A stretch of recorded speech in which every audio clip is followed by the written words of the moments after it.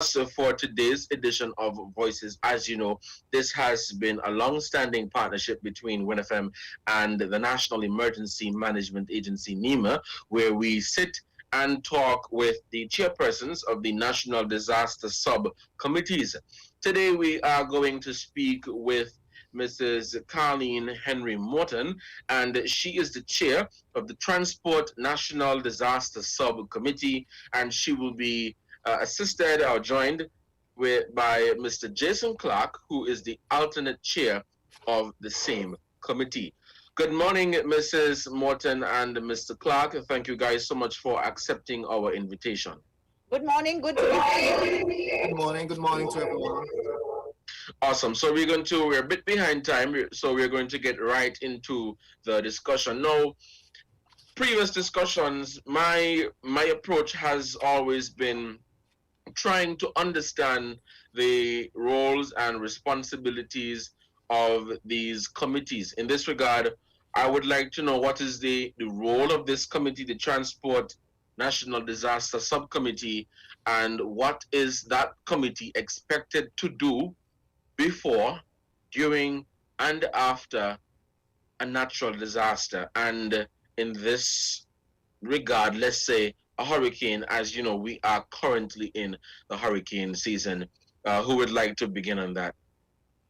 Okay, good morning again, Cornelius. We're getting a bit of a feedback. I don't know if it's from my end or yours. Okay, I'm going to mute my mic. You can go ahead now. Okay, yes. So, we, as I said, we're happy to be on and to share a bit of, what our duties and responsibilities are in the national effort in those trying times when we have, crises and disasters. So you spoke about hurricanes. The whole idea is we need to understand that the national disaster committees very often, let's focus on the pre-disaster arrangements, because those who do not plan, it suggests that you're planning to fail if you fail to plan. So a lot of it is you have to be prepared ahead of time. And so we really work along with the NEMA, the big umbrella committee, and then we have our subcommittees. As you say, we are the transport committee, and our general responsibilities, basically, we are expected to have ourselves prepared. We advise and assist the National Disaster Executive and NEMA in planning and implementation of measures considered necessary or desirable to counter the effects of a disaster. And we basically are to meet very often to plan. We guide the disaster management activities on St Kitts and Nevis. We ensure coordination and compatibility between disaster management activities in St Kitts and Nevis. We review and approve any national disaster plans and so on. Okay? We make sure that there's an updated inventory of transport, because we are essentially the transport committee when all is said and done. And that entails basically knowing the vehicles that government would have at its disposal, heavy equipment that you would have at public works, for example, because, sometimes when we have our heavy rains, you might have mudslides, landslides and so on. So we have to know exactly what is the inventory, the vehicle inventory that government has. And then we also have to know the drivers, because each department or ministry would have vehicles, and they would also tell us who the assigned drivers are. So we have that directory, that inventory, so that we could make sure that we get in touch with those persons ahead of time. Very often, the vehicles are parked at some central space, whether it is up at the SKNDF, the Defense Force grounds, or they're parked at NEMA, but they're parked ahead of time so that we are not running around looking for vehicles, before, during, and after. When you have to make certain runs, you have to maybe pick up people, you have to rescue people, you have to drop off pieces of equipment and so on. So those are some of the things that we sit and we plan and we talk about prior to disasters happening. Right. Thank you so much for that, Mrs. Morton. As we continue this conversation, now, you spoke about having access to vehicles, of course, as you are the transportation committee. And so you let's assume we are in a natural disaster situation here where something has happened, and first responders would have to be on the scene to make sure that things are under control.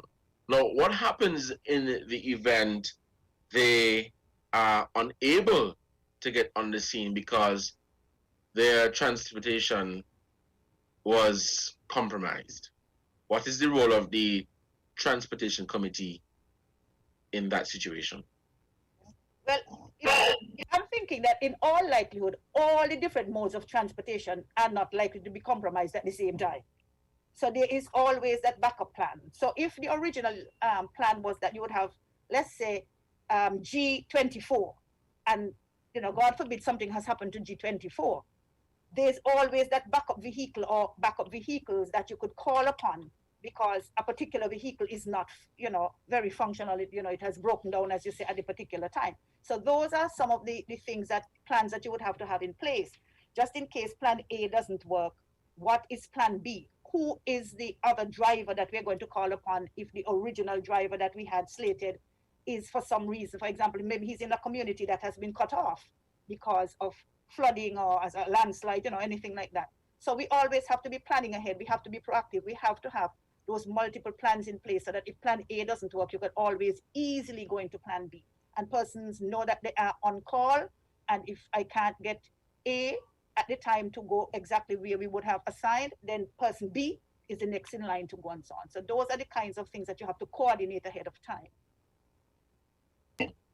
Another scenario that, and I will let Jason talk a bit about that, is the whole idea.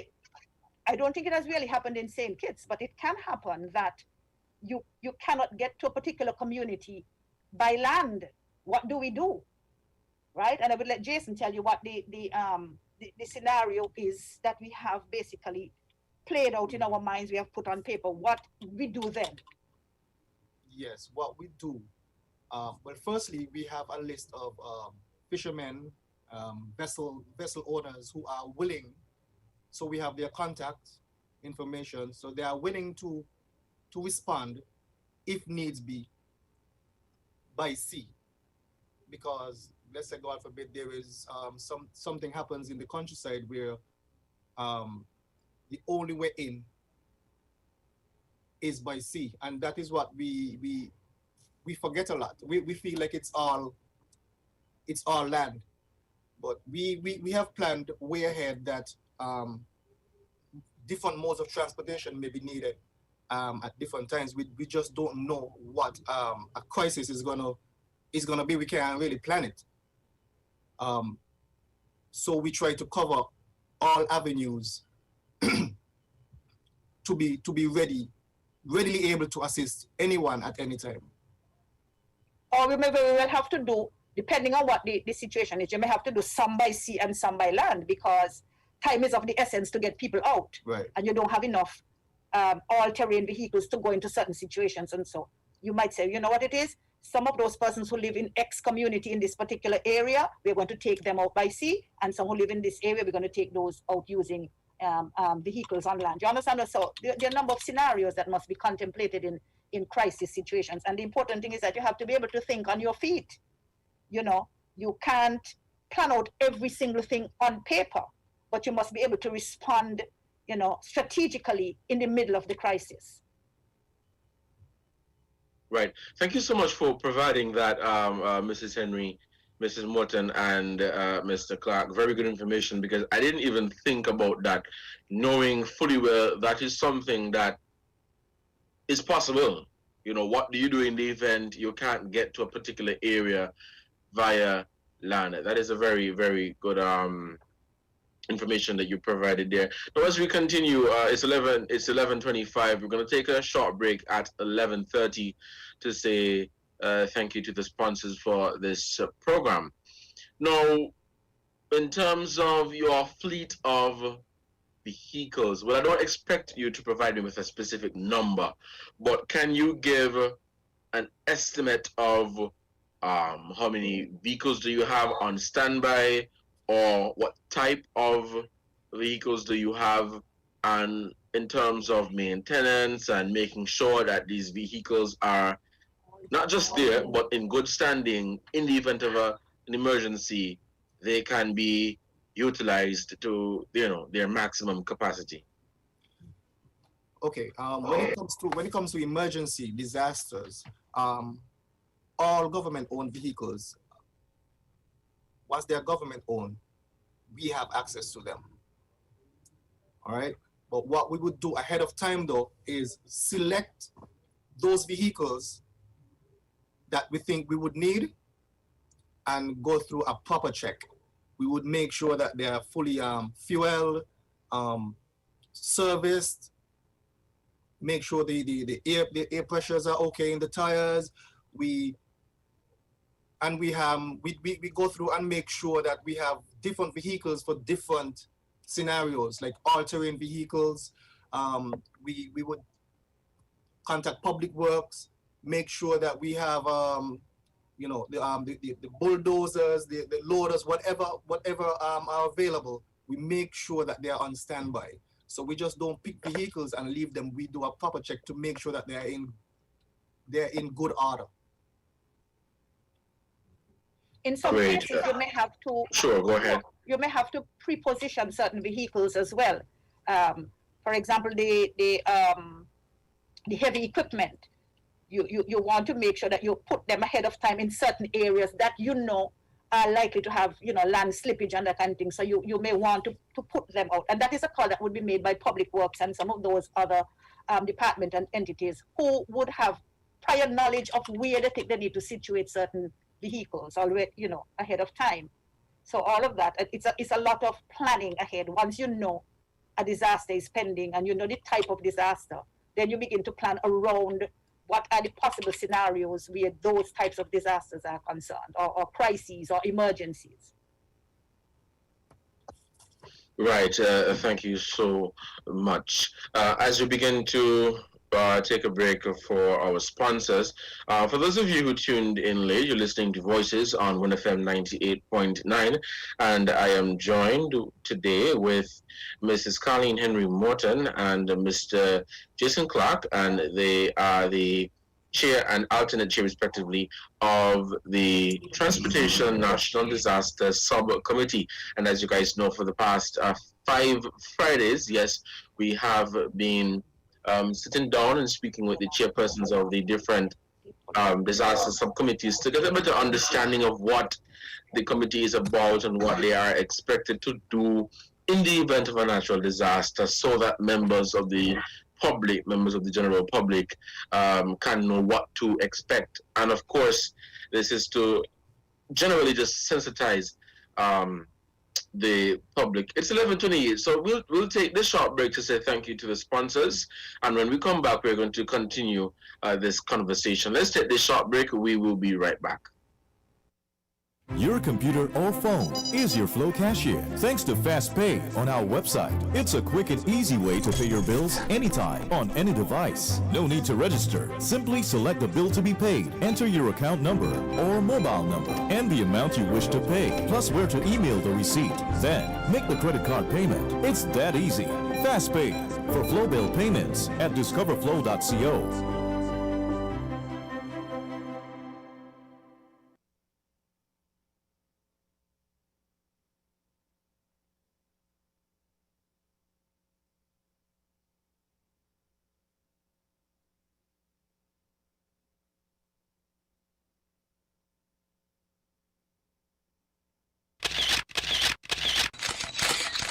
Know that you captured those special moments. Turn them into lasting memories at the TDC Business Center.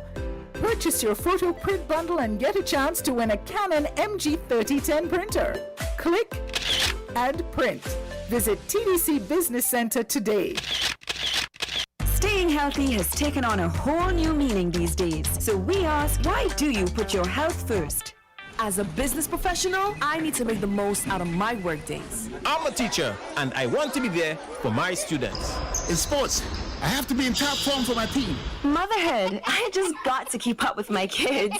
Because my patients rely on me to be at my best. Staying healthy is important for many of us, and Halib Orange makes it easy. Just one 1,000 milligram tablet of vitamin C gives your immune system a flavorful boost, leaving you protected and feeling good for the day ahead. Halib Orange Vitamin C. Just pop the cap, drop it in water, let it fizz, and enjoy.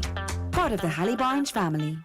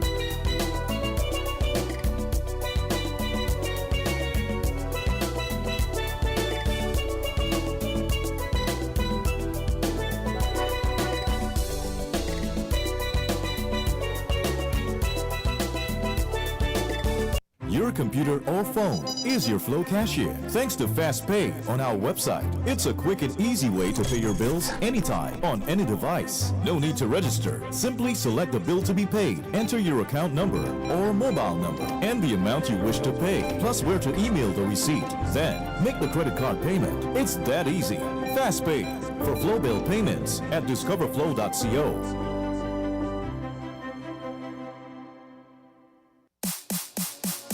If you need protection, you need one who you can trust. To secure your investment, you need one who'll do you just. TDC Insurance, you're the one that you can trust. TDC Insurance, you're always safe with us. TDC Insurance is your go-to insurance company for all your insurance needs. We take pride in offering you the best solutions and ensuring our customers are fully satisfied. TDC Insurance, we take good care of you, guaranteeing you peace of mind. You're always safe with us.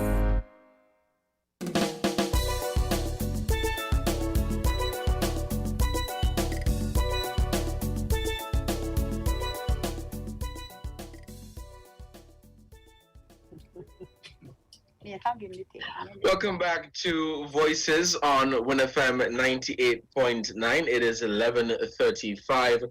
We're going to wrap up at 12. for our headline news, we're continuing this conversation. For those of you who are just joining us for today, I am here with Mrs. Colleen Henry Morton and Mr. Jason Clark, and they are the chair and alternate chair of the Transportation National Disaster Subcommittee. That forms part of the St Kitts and Nevis National Disaster Plan. Mrs. Morton, as we prepare to open up the phone lines to take some callers, do you have anything else that you would like to share with members of the public at this time? Yes, well, your mic, I'm getting some feedback again, please. Yeah. Yes, I would just want to take the opportunity while I have Mr. Clark here to publicly thank him. He was very instrumental recently. I don't know how many persons were listening to the briefings, but PS Janelle Louis Tafari took the time out to say thanks to him. He was very instrumental in coordinating transportation for the care packages that had to be taken around to those citizens in isolation and quarantine and so on. So that is another area in which we were able to lend a hand. We were quite willing and proud to do so. So Mr. Clark came on board. He organized for a number of the vehicles that needed to be loaned from other departments and ministries. He coordinated to get the drivers in place and so on.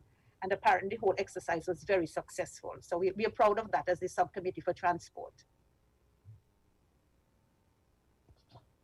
Awesome, great. We're going to open up the phone lines now to take any callers that we may have. Let me share the numbers: 466-0989, 762-0989, and 662-0989. Also, you can also leave us a comment on our Facebook page at WINN Media SKN, and we're also taking your comments via WhatsApp, which is 662-2204. 662-2204. The phone lines are open. You can call us at this time and share your comments. Now, as we continue this conversation, Mrs. Morton, now your committee, the Transportation Committee, essentially this committee is responsible for making sure that there is transportation, adequate transportation in the event of a natural disaster, whether it be before, during, and after a natural disaster. And you took the opportunity this morning to explain some of the work, or to share with the public some of the work that you have been doing to ensure that, in the event of the unfortunate situation, your committee can be activated and respond in a timely manner.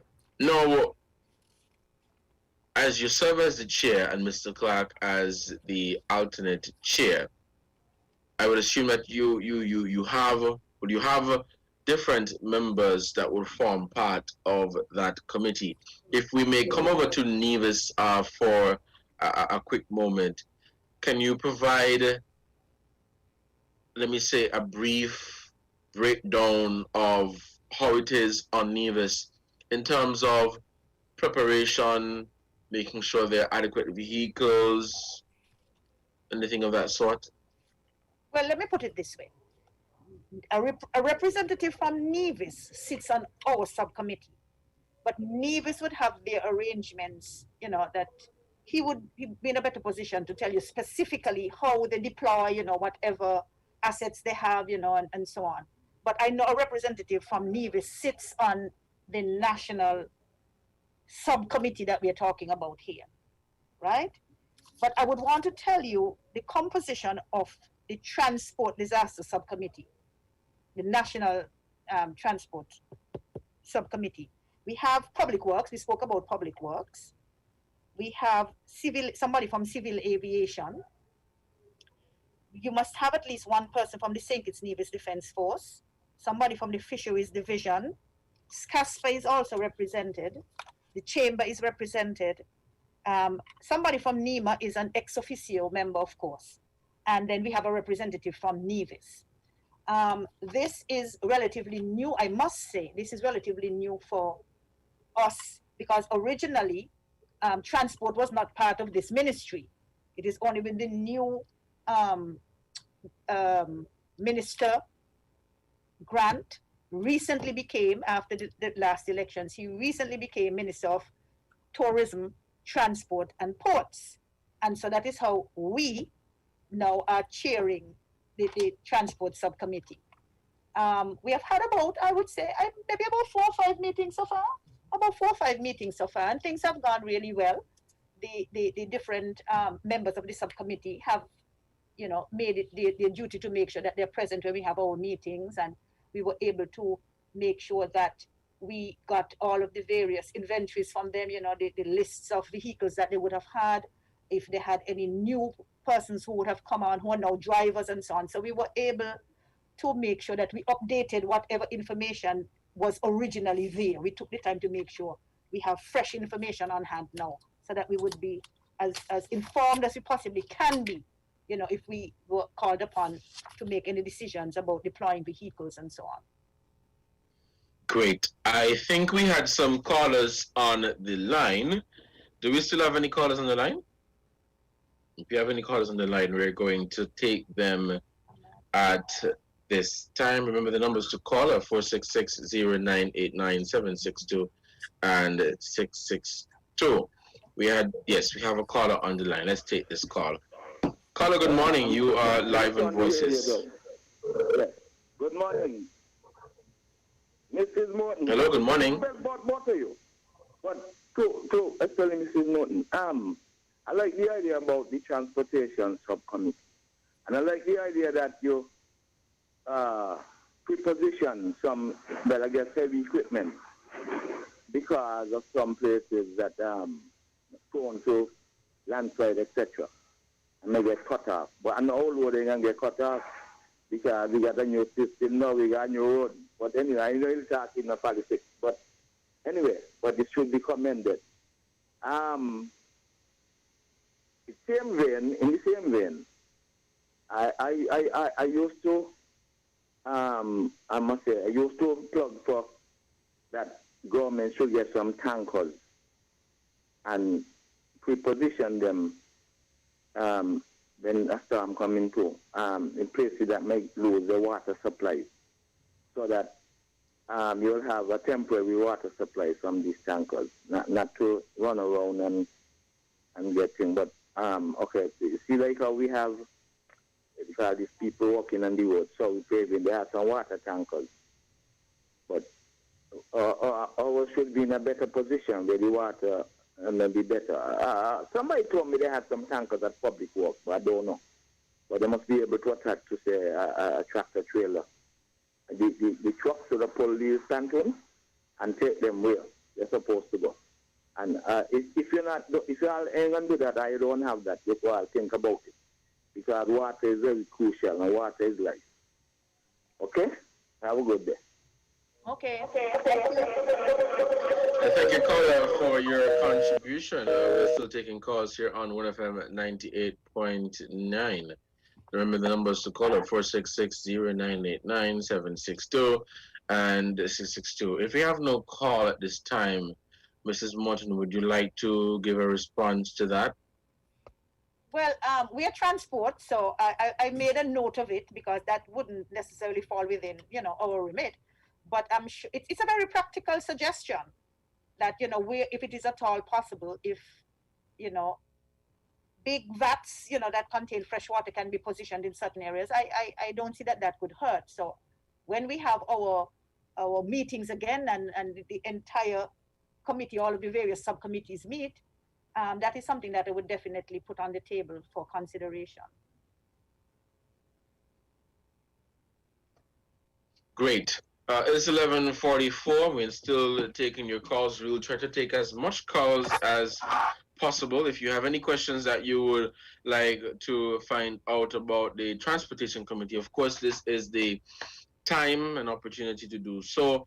If you cannot call at this time, you can send us a WhatsApp at 662-2204. 662-2204. And the numbers again are 466-0989-762 and 662. 62. I wanted to ask Mrs. Morton or Mr. Clark. Now, I know within the different subcommittees of the St Kitts and Nevis National Disaster Plan, I know at times you may share roles or responsibilities. So sometimes this committee would end up doing something similar or share a responsibility of another committee. Is that the case for the transportation committee, where you would have to work with or partner with another committee in the disaster plan? I won't rule that out. As a matter of fact, the whole idea is for us to be as coordinated as we possibly can be. Because remember, we fall under the National Disaster Committee, that whole umbrella. So I am sure that there are going to be overlaps as we go along, and as they present themselves, the committees are not mutually exclusive. We understand that we have to work with each other. So that is a given. Wherever there is that interface and we have to work with each other, I'm sure it is going to be quite natural that we understand that we must share whatever resources and assets and whatever ideas and strategies that we have, to make sure that when all is said and done, we are successful with whatever the activity is that we are undertaking. Mm-hmm. Great. If I may ask also, in terms of getting, you spoke about, having drivers on standby, adequate drivers in the event of a natural disaster. How is that process done in terms of, you would have people that would come forward and volunteer their time? That is the case for the committee, right? Where persons come forward and say, well, I would like to volunteer, because I think you spoke about earlier in terms of, the process of getting to a village in the event it is inaccessible via land. Mm-hmm. Is that the case where you have people that come forward and you train them to be members of the committee in the event of a natural disaster? Normally what we do, we reach out. So I told you about the composition of the committee, and each member is responsible. So if you are from aviation, you would be responsible for talking to persons with airlines and so on, who, if there's a volcanic eruption, for example, I'm just using that, God forbid, and we may need to airlift persons out. You understand what I mean? So the different airlines will be able to say, yes, in a situation like that, we would commit pilots, and our pilots understand that, that's a service that we would want to provide. It's the same thing. If you're from fisheries would get in contact with the fisher folk with whom they normally interact and engage and so on, and let them know, listen, we're going to, is it possible, would you be willing, if there's a natural disaster, to help us to ferry people from X place to, you understand what I mean? And so they would send us the list. Yes, we spoke to our fisher folk, and this is the list of persons who have said yes, in such a situation they would be willing to provide assistance and so on. So each of the representatives on the committee would reach out to their particular stakeholders, persons with whom they would normally interact, and gather a list, and they send the list to us now at home base and say, so we know if there's a disaster and we need fisher folk, these are the persons who had said yes. If there's a disaster and we need airlines, these are the persons who have said yes, and so on and so forth. Okay? Very good, Mrs. Morton. Let's take this break to say thank you to the sponsors for this edition of Voices. When we come back, we're going to begin wrapping up, as we'll end at 12 for the headline news. Let's take this break and we'll be right back. Cool. Energize your goals with Lucasade. Get it cool. Look under the cap. Find the code. Win it. Thousands in prizes. iPhones and TVs. Or win 30 grand US dollars for your goals. That's goals. For a chance to win 30,000 US dollars. Purchase any Lucasade Energy promo bottle. Look under the cap and find the code to win iPhones, TVs, and free Lucasade or 30,000 US dollars to energize your goals. See website, social media, or press for details. Lucasade, taste the energy. Your computer or phone is your Flow cashier. Thanks to Fast Pay on our website, it's a quick and easy way to pay your bills anytime on any device. No need to register. Simply select the bill to be paid, enter your account number or mobile number and the amount you wish to pay, plus where to email the receipt. Then make the credit card payment. It's that easy. Fast Pay for Flow bill payments at discoverflow.co. Gift for Dad's birthday? Click. Ooh, Janice's retirement party? Click. Outfit for my girl's wedding? Click. With TDC Airbox, you click, we ship. Register for your free U.S. mailbox today and shop all your favorite stores online. Enjoy the convenience. Free consolidation up to £10. Competitive rates. Free package tracking account with live notifications. Free delivery and, of course, excellent customer service. Visit our website at tdcairbox.com and register today. For more information, visit our offices at the C.A. Paul Industrial Site in St. Kitts and Penny's Industrial Site in Nevis. Follow us on social media at TDC Airbox. TDC Airbox. You click, we ship. Terms and conditions apply.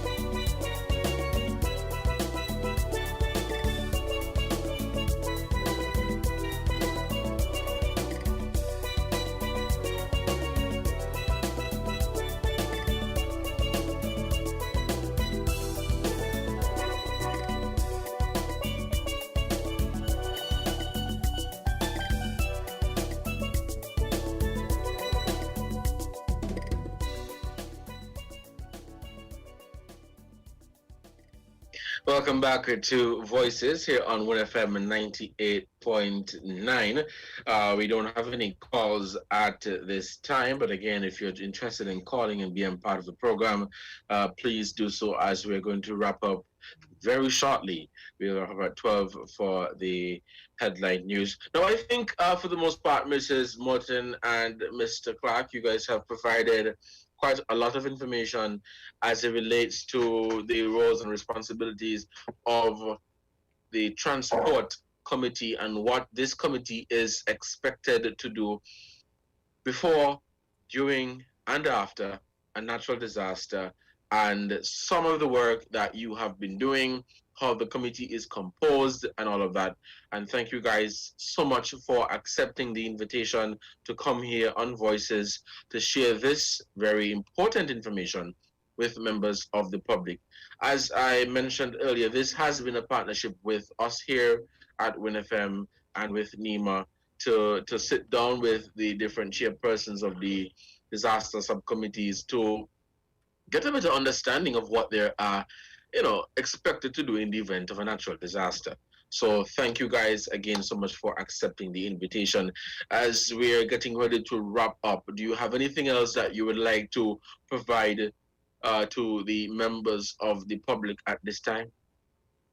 Just to say, well, thank you, Mr. Cornelius, and thanks to WINN FM. I think that you all are providing a very essential service. It's very important for our citizens to be kept very informed and abreast of what's going on and exactly what the preparations are that are taking place at this level to make sure that we keep everybody safe.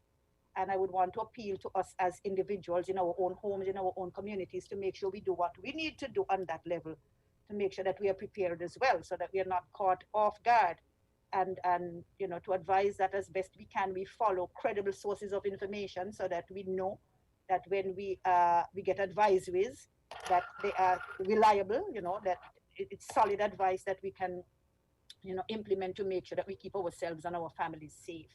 So I want to say thank you very much for having us. It was a pleasure being here, and whatever we can do to aid the national effort to make sure that we keep ourselves, our families, our entire federation safe, we are willing to make sure that we contribute on that level.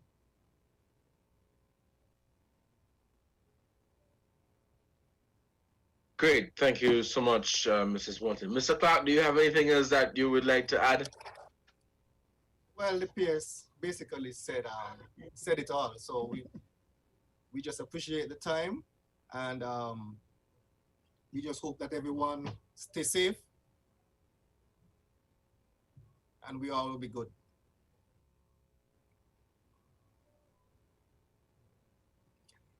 Awesome, great. Thank you so much. And again, it has been a pleasure to sit down with you guys and to have this conversation. Of course, we're going to be back next week with another member of a different committee within the disaster plan to speak about the work that they have been doing, the preparation, that they have been doing in terms of what this committee is expected to do. Thank you guys so much. It's just 11:55. We actually have 5 minutes left, and I don't think we have any callers on the line, so we're going to have a early wrap up today, and we're going to say thank you again, and I wish you guys the very best, and I hope to have you guys back in the future, whether it be in the capacity as chairpersons of the transportation committee, or whether it be in a different capacity. I know Mrs. Morton is with the St Kitts Tourism Authority, the Ministry of Tourism. So I'm hoping to have you, Mrs. Morton, in that capacity soon, as we restart tourism here in St Kitts and Nevis. I'm hoping that we will be able to come out with really good news going forward. Yes, definitely. Thank you. And this has been another edition of Voices on WINN FM 98.9. I've been your host for today, Devon Cornelius. Thank you guys so much for accepting our invitation. You guys have a good one. Thanks, you too. You too. Yes. So as we wrap up this program at 12, just want to let you know that, yes, you were listening to Mrs. Colleen Henry Morton. She is the chairperson of the Transportation National Disaster Subcommittee, and she was joined with Mr. Jason Clark, who is the alternate chair, the deputy chair in that regard. And they used the opportunity to provide us, members of the public, with information as it relates to their committee and what this committee is expected to do in the event of a natural disaster. We're going to end this program now. Let me say thank you guys so much for being a part of Voices today. We're going to come back at 12:30 to continue our discussion with this afternoon. Stay tuned.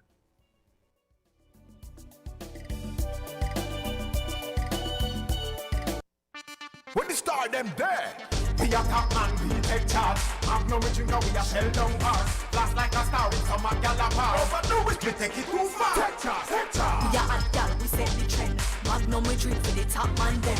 Wine with the style, no stop from spend. Hot blend, back bend, and take charge, take charge. Magnum tonic wine, for the real star them. Take charge, take charge. Must be 18 or older, drink responsibly.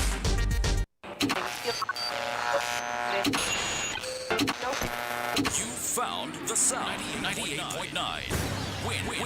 WINN FM. We now bring you the headline news. The headline news is brought to you by Caribbean Alliance, KDP Enterprises, The Grange, and Carib Brewery.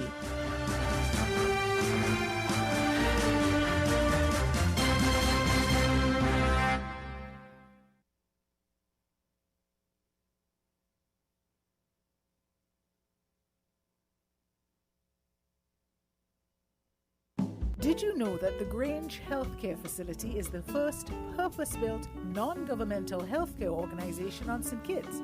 It's situated at Otley's, 7 miles east of Basseterre in beautifully landscaped surroundings. The Grange has a team of highly trained professionals and provides care that's rated as being comparable with UK and North American standards. The Grange offers varied accommodations to suit your individual needs, and our all-inclusive packages make the cost of care per hour the most competitive competitive on the island. Services include convalescent care for all ages, daycare facilities for older adults, rehabilitation services, and training and continuing education for healthcare providers. For more information, call 466-5525 or 465-8020. Fax 466-8221 or email thegrangehealth@gmail.com or visit our website at www.grangehealthcarefacility.com. Maybe it's the way the brilliant gold liquid reflects our sunshine, or how the bright blue of its label mirrors the clear Caribbean skies overhead. Maybe it's the fresh, crisp taste of this beastly cold beer on a scorching hot day. Maybe it's even the way it brings us all together. But one thing is for sure, Carib is very much a part of who we are wherever we're from in the Caribbean. Carib, it's the way we play. Drink responsibly. Shipping your cargo shouldn't be a hassle. It can be as easy as a single call to Amerijet International, your worldwide cargo transportation solution. We provide all the services you need to ship your goods anywhere in the world, whether your shipment is fresh, frozen, large or small, alive or hazardous. You can count on Amerijet to deliver it safe and sound. Amerijet International, by land, sea or air, we get it there. For more information, visit us online at www.amerijet.com or call us at KDP Enterprises at 466-9595. We are faced with tough decisions every day, but choosing the right home or motor insurance shouldn't be one. You need fast claim settlement from a company that's been rooted for over 31 years. And don't forget the A Excellent rating by AM Best. Make the intelligent choice. Caribbean Alliance Insurance. Reliable insurance that you can count on. Get a quote today for your home, motor, contents, and liability insurance needs, and make the intelligent choice. Caribbean Alliance. Tomorrow secured. Local agents, Dalil Walwyn & Co. Limited. Telephone 465-2631 or 469-5303 for the Nevis office.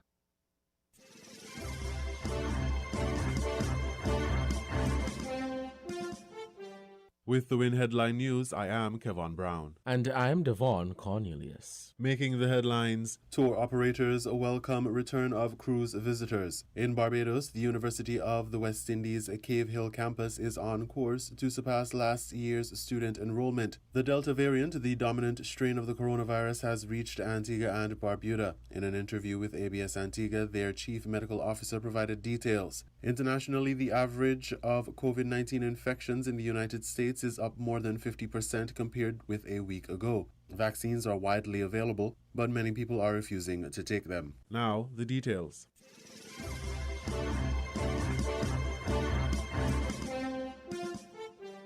Tour operators are encouraged by the return of cruise tourism this week after the MV Seabourn Odyssey docked in St Kitts yesterday, July 22nd. Carla Astafan, a craftswoman, the owner of the Potter's House and tour guide for the St Kitts Scenic Railway, one of the guided tours in this phased restart, spoke with WINN in an invited comment on her experience with the first cruise visitors in 15 months. It was nice. It was really nice. I think they had a really good tour. I myself felt very energized given the tour. And we had some people from the COVID tasks, the compliance officers, precisely. We had compliance officers on board. And, we comply with everything. We have our sanitizers all over the place. And the car attendants who cleaning as we go, It was nice. I think at the end of the tour, they were quite happy. Those they went on the buses and we picked them up at La Valley and they went back to the ship. So, with social distancing and masking protocols in place, WINN asked how these protocols affected the railway tour, which takes approximately 2 hours. I did the tour as I normally would. At first I was double masked, but it was a bit difficult talking through the mask. And because I was pretty far from them, it wasn't a crowded tour, so I was able to remove my mask and talk at the time because they were pretty far from me, more than 10 feet away. I felt comfortable doing that.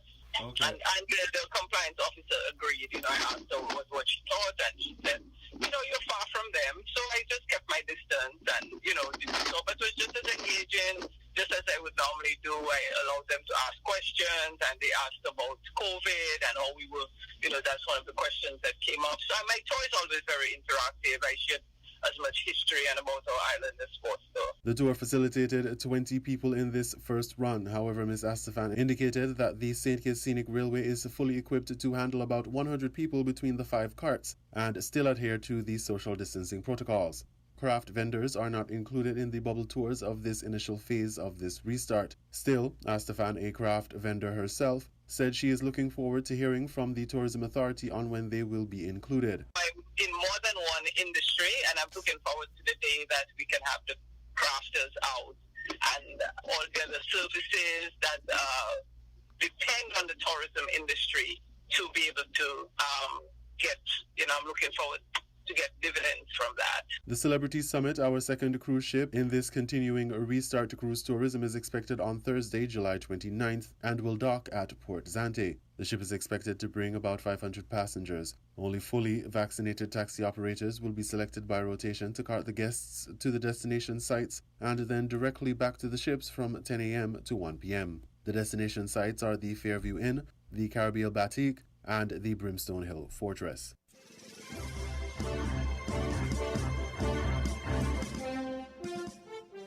A curfew commencing at 11:01 p.m. and ending at 5 a.m. the following day will be instituted in St Kitts and Nevis come Monday, July 26, 2021, for 2 weeks in the first instance. That was confirmed in the Statutory Rules and Orders SRO number 31 of 2021, published late Thursday night, July 22nd. In an effort to prevent the spread of the novel coronavirus or COVID-19 during the period of night curfew, every person shall remain confined to his or her place of residence, inclusive of his or her yard space, to avoid contact outside of the family, the recently published SRO explained. Persons other than an essential worker who is required to move from his or her home during the period of night curfew shall first obtain the approval of the Commissioner of Police to do so. The SRO described essential workers as officers of the Royal St. Christopher and Nevis Police Force, the St. Christopher and Nevis Defence Force, officers of the Fire and Rescue Services, employees of approved hotels and quarantine facilities, approved COVID-19 taxi and ferry operators, staff of hospitals or medical facilities, and members of the media, among others. While the curfew has been reduced to 11:01 p.m., mass gatherings are still prohibited, the SRO stated. Social activities will be allowed upon approval of the Commissioner of Police. The SRO warned that persons who may seek to contravene these regulations shall be liable on summary conviction to a fine not exceeding $5,000 or a term of imprisonment not exceeding 6 months. 24-hour lockdowns were implemented due to the large number of cases identified by health officials following an outbreak on May 19th, which resulted in active cases of COVID-19 surpassing 300 and 3 persons dying from the virus. St. Kitts went into a 24-hour lockdown with a shelter-in-place order from June 27th until July 12th, with 4 days of limited movement for essential purposes only. The same took effect on Nevis on July 3rd and ended on July 12th, 2021. Acting on the advice of the National COVID-19 Task Force, the culmination of the lockdown saw a curfew being implemented from 9 p.m. to 5 a.m. the following day.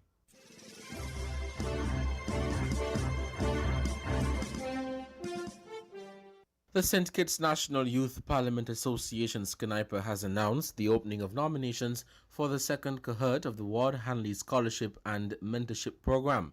SKNIPA says the scholarship aims to offer academic support with the provision of guidance and educational materials to each recipient, as well as provides the awardee with a monetary package to purchase school supplies. Members and direct family of the members of SKNIPA are not eligible for the scholarship. Students who are being nominated for the scholarship must have attained a term average of minimum 75% and must be an active member of a local community group. proof of parents' or guardians' economic need, along with 2 references, one being a teacher and the other a community group leader, are also required. Nominations close on August 6, 2021. The scholarship, which was inaugurated in September 2020, is named after the late Desmond Eli Ward and the Honorable Dr. Jeffrey Hanley, founding fathers and honorary members of the St Kitts National Youth Parliament Association.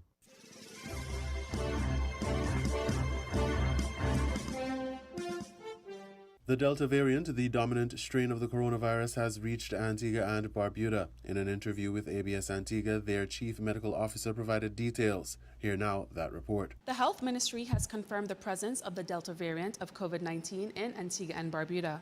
The ministry received the confirmation from the Caribbean Public Health Agency, also known as CARPHA. Well, the health ministry says the Delta variant was identified in one of 7 COVID-19 samples taken between the 5th of May and the 2nd of July. The other 6 samples were confirmed as the Alpha variant. The Delta variant, first identified in India in October 2020, is more transmissible and can result in more serious COVID-19 infections, hospitalizations, and even deaths. With the addition of the Delta variant, 3 of the 4 variants of concern identified by the World Health Organization have been identified in this country.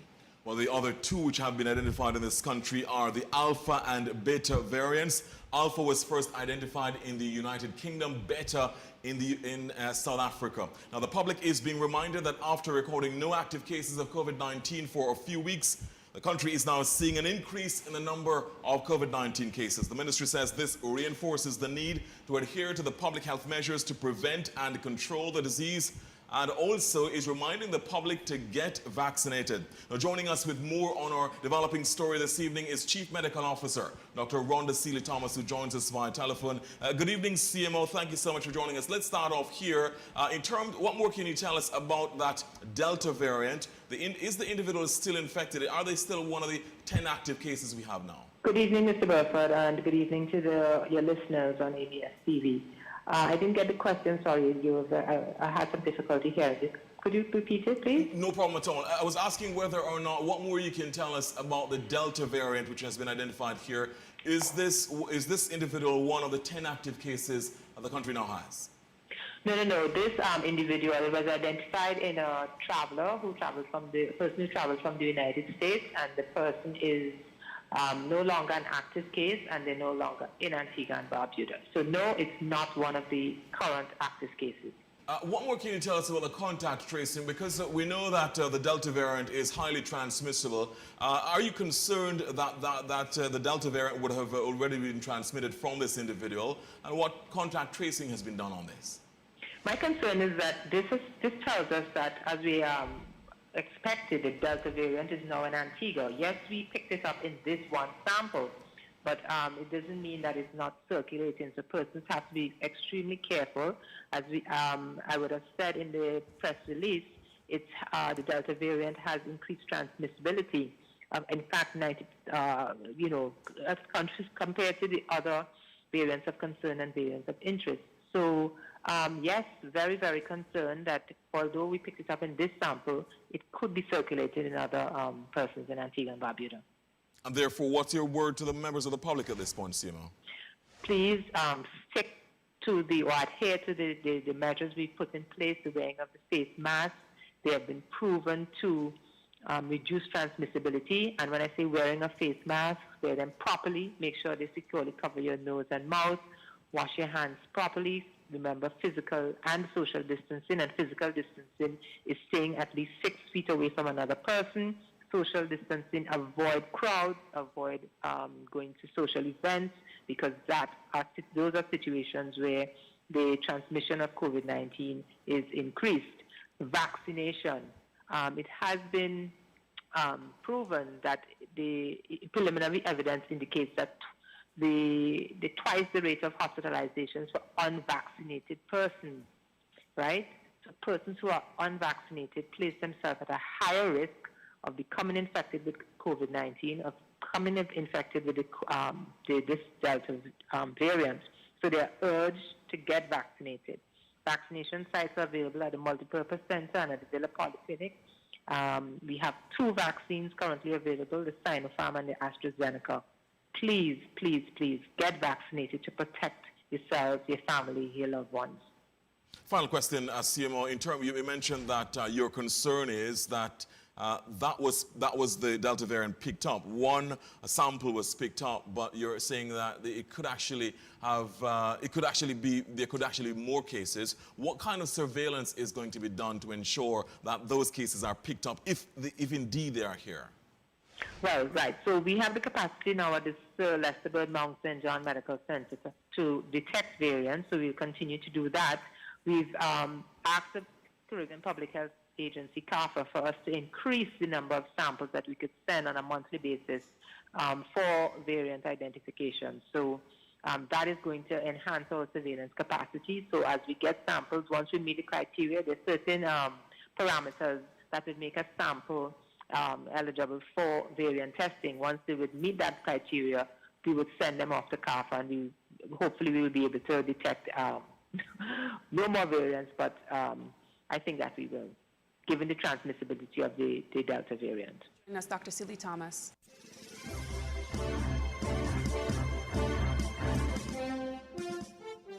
In Barbados, the University of the West Indies Cave Hill campus is on course to surpass last year's student enrollment. Barbados Today has the details.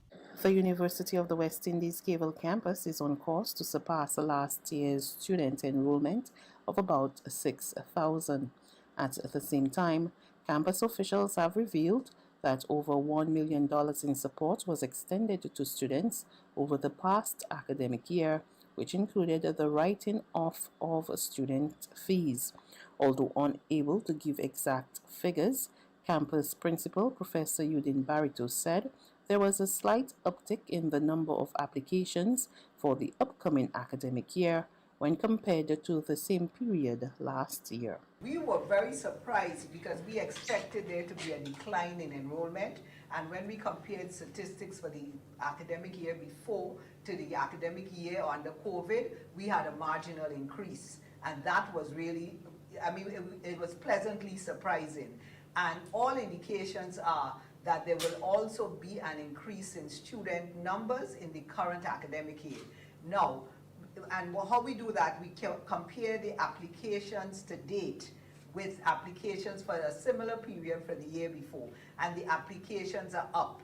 Now, we will actually know, because students apply, we make offers, and when they accept those offers, they are then registered. And we can say definitely, usually by the time of matriculation, we can say more definitively whether or not there is an increase, but the indications are that there will be an increase. And by the time of matriculation, my successor, Professor Clive Landis, will give some indication of the figures, so we will know, we'll be able to compare between what I've said now, how it looks, and all the trends are that it is looking like there's going to be an increase in numbers over the past academic year. Deputy Principal Professor Winston Moore reported that the Cave Hill campus has been providing financial and other assistance to students. This has been a really difficult time for our students, both financially as well as mentally. We've been supporting students mentally. All students at the Cave Hill campus have access to the counseling to help with these mental issues that they might face. You know, when you come to university, to rub shoulders with your colleagues, to speak to some of the most brilliant minds that you would ever come across. But we didn't have an opportunity to do that with the COVID pandemic. So it was a little bit rough for our students, but we've been trying to support them as much as possible. And then a lot of the students, their parents would have also suffered during this period as well. You would have seen the reports in terms of the increase in unemployment in Barbados, but a similar thing happened throughout the entire Eastern Caribbean, which is the normal catchment area for the University of West Indies. So one of the things that I'm very proud of is that the University of West Indies, we provided support to our students in the tune of over $1 million last year in terms of writing off student fees, providing grants and those type of things.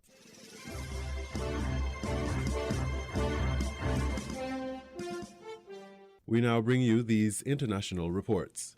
Renewed warnings from the White House urging all Americans to get vaccinated as cases of COVID continue to spike, up 35% from last week, and deaths up 26%. The Delta variant is more aggressive and much more transmissible than previously circulating strains. It is one of the most infectious respiratory viruses we know of and that I have seen in my 20-year career. The U.S. Centers for Disease Control says 83% of all new U.S. COVID cases are linked to the highly transmissible Delta variant. For now, the White House mask policy has not changed. Currently, only unvaccinated people need to wear a mask, but officials are discussing whether to change that. So if you're in an area that has a high case rate and low rates of vaccination where Delta cases are rising, you should certainly be wearing a mask if you are unvaccinated. The White House is also continuing to work with social media companies to tamp down on what it calls vaccine misinformation. There remains skepticism in the U.S., particularly among conservatives, about mask effectiveness and whether COVID vaccines are even safe. If people have questions about it, let's answer the questions. Let's not say, oh, you can't put any information out. I think what would really have people have greater trust, provide all the science, provide all the information. With 97% of all COVID deaths in the U.S. among the unvaccinated, the Biden administration is boosting investments in COVID testing in areas where vaccination rates remain low. $1.6 billion has been allocated for testing in high-risk settings like prisons and homeless shelters. $398 million has also been added to help small rural hospitals reduce infection. But already the spike in COVID cases is being felt economically. The number of Americans filing jobless claims hit a 2-month high last week, 419,000 Americans filing for benefits, as the Delta variant threatens President Biden's promise of a swift economic recovery. Kimberly Helkett, Al Jazeera, the White House.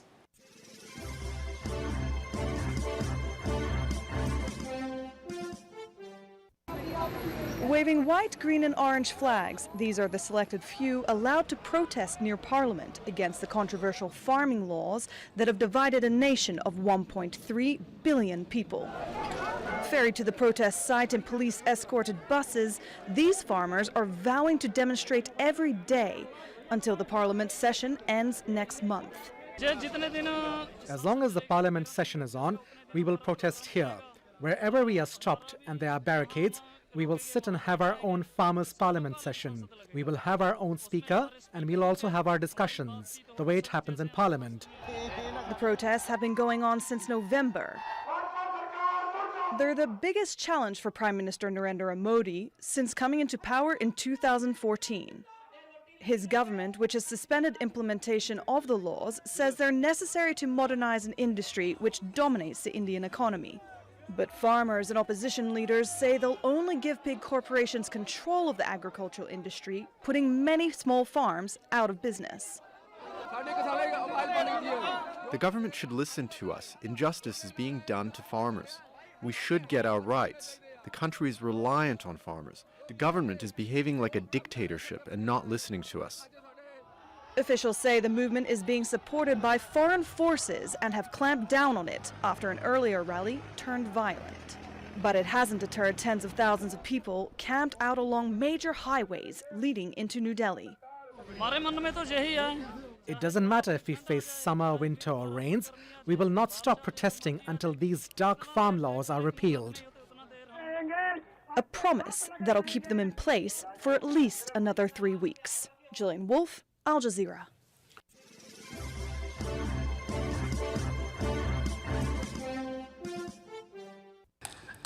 Athletes will have to get used to the sound of their own efforts in Tokyo. These Olympics have already cost the host nation at least $15 billion. Much of the money spent on venues that fans are now banned from attending due to rising cases of COVID-19.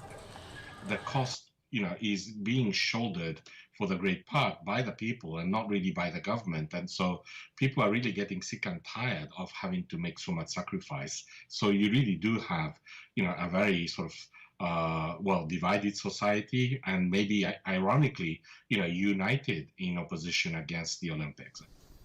I don't know what to say considering how much the virus has spread, but athletes have been training so hard for this. I would feel sorry for them if it doesn't happen. I wouldn't have wanted to take the risk of watching it in the stadium. It's enough for me to see the games on TV.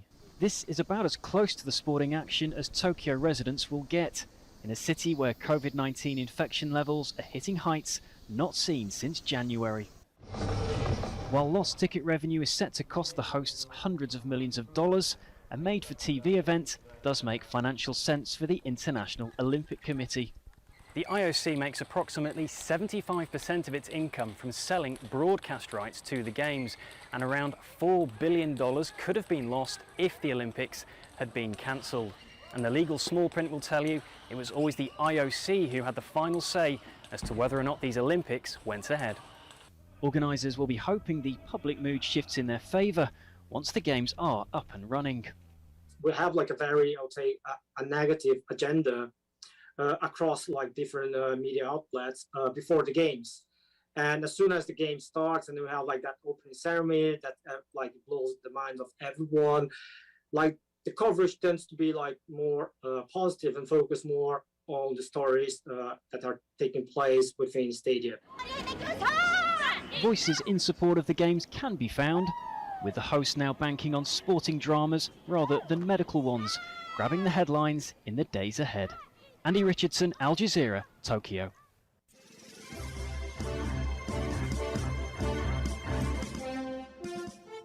You were listening to the WINN FM headline news on 98.9. Our top stories were: tour operators welcome return of cruise visitors. In Barbados, the University of the West Indies Cave Hill campus is on course to surpass last year's student enrollment. The Delta variant, the dominant strain of the coronavirus, has reached Antigua and Barbuda. In an interview with ABS Antigua, their chief medical officer provided details. Internationally, the average of COVID-19 infections in the United States is up more than 50% compared with a week ago. Vaccines are widely available, but many people are refusing to take them. Thank you for listening.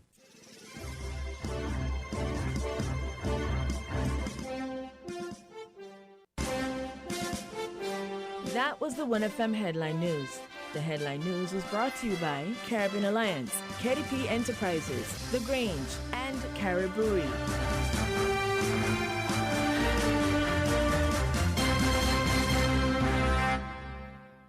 We are faced with tough decisions every day, but choosing the right home or motor insurance shouldn't be one. You need fast claim settlement from a company that's been rooted for over 31 years. And don't forget the A Excellent rating by AM Best. Make the intelligent choice. Caribbean Alliance Insurance. Reliable insurance that you can count on. Get a quote today for your home, motor, contents, and liability insurance needs, and make the intelligent choice. Caribbean Alliance. Tomorrow secured. Local agents, Dalil Walwyn & Co. Limited. Telephone 465-2631 or 469-5303 for the Nevis office.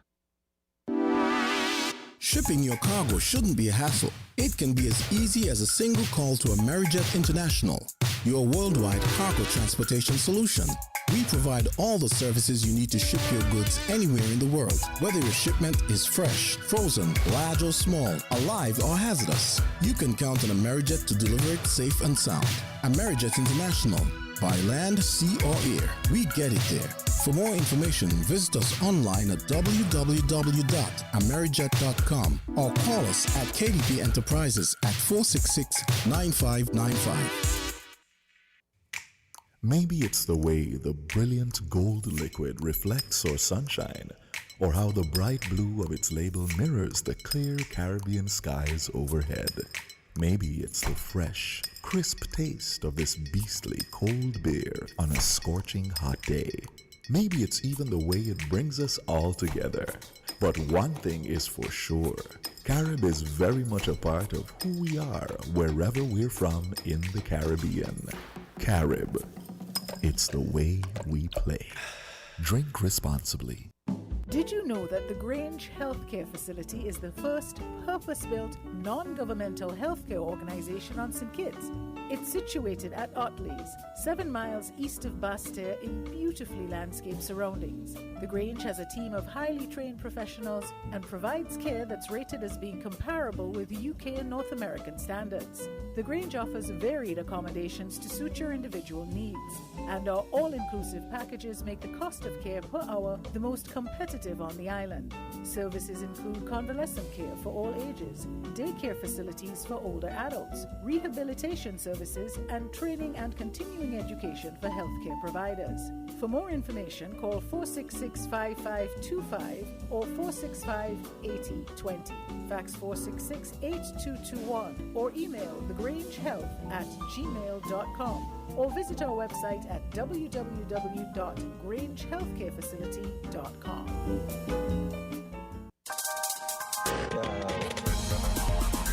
We're different. We're 98.9. 98.9. WINN FM.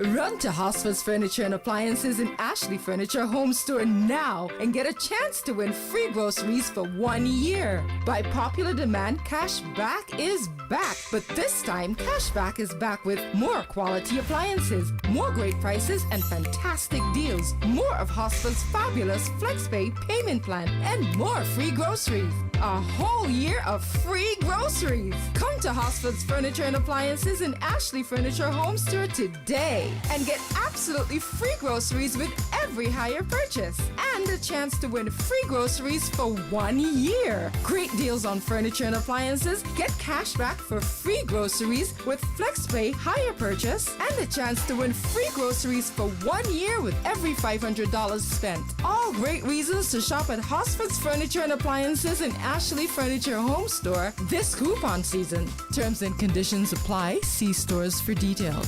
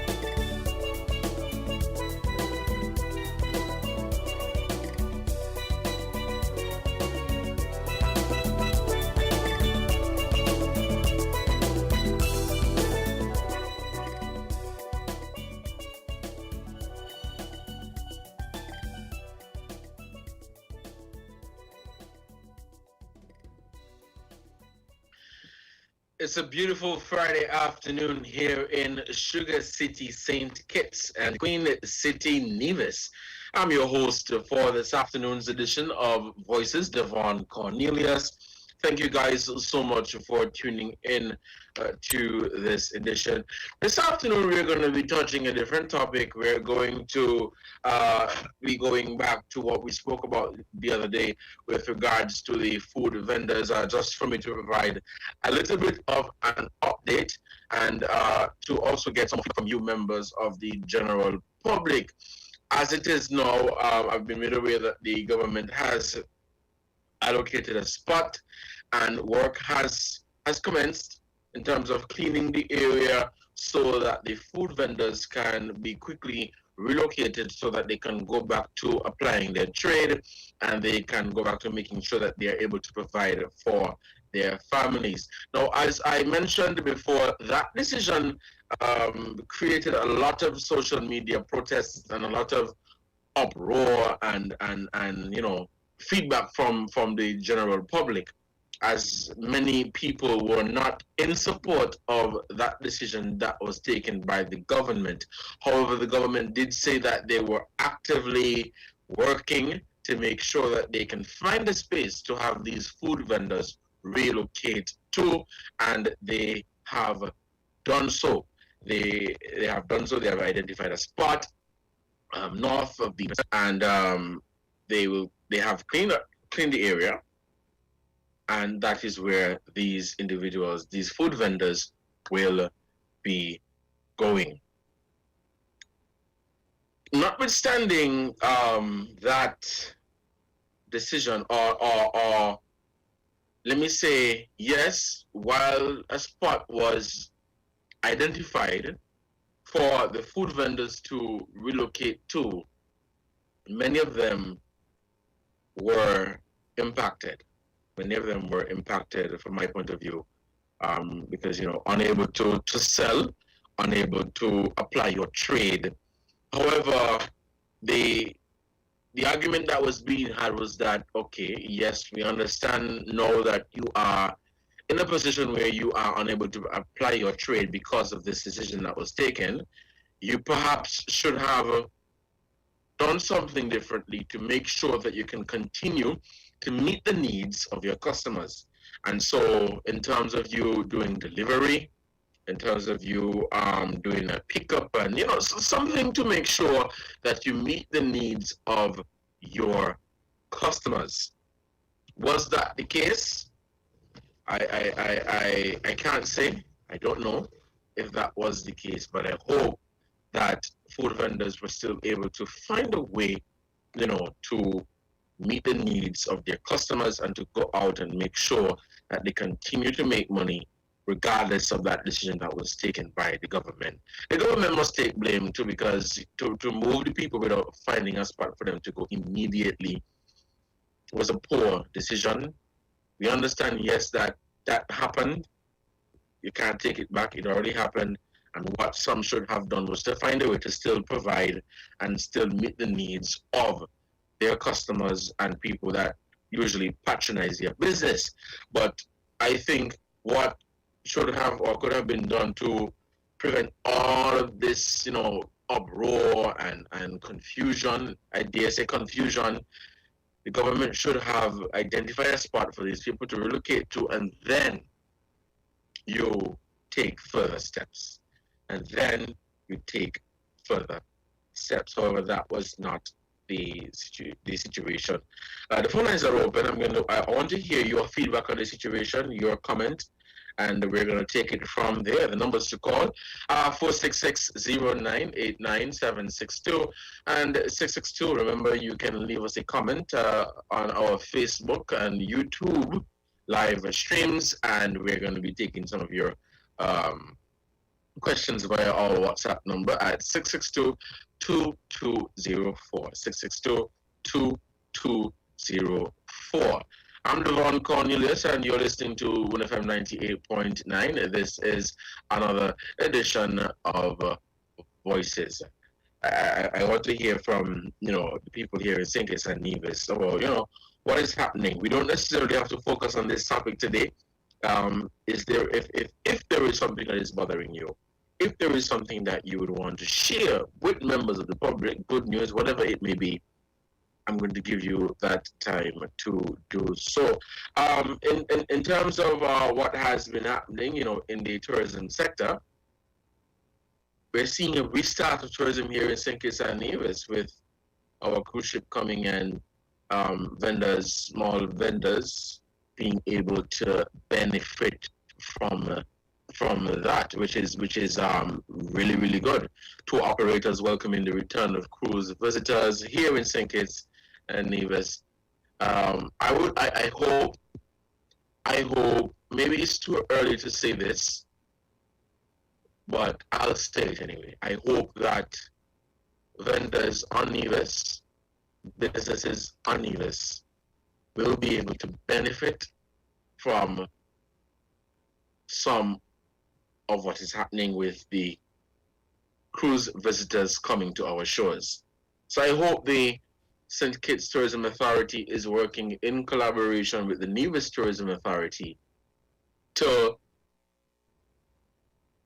make sure that on Nevis, small businesses, vendors, businesses, can get some sort of benefit or can benefit from these cruise visitors coming to our shores.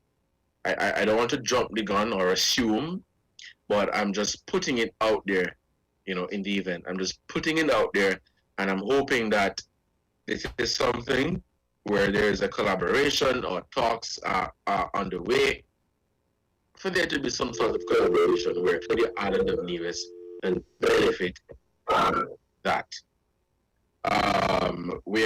Do we have any callers at this time?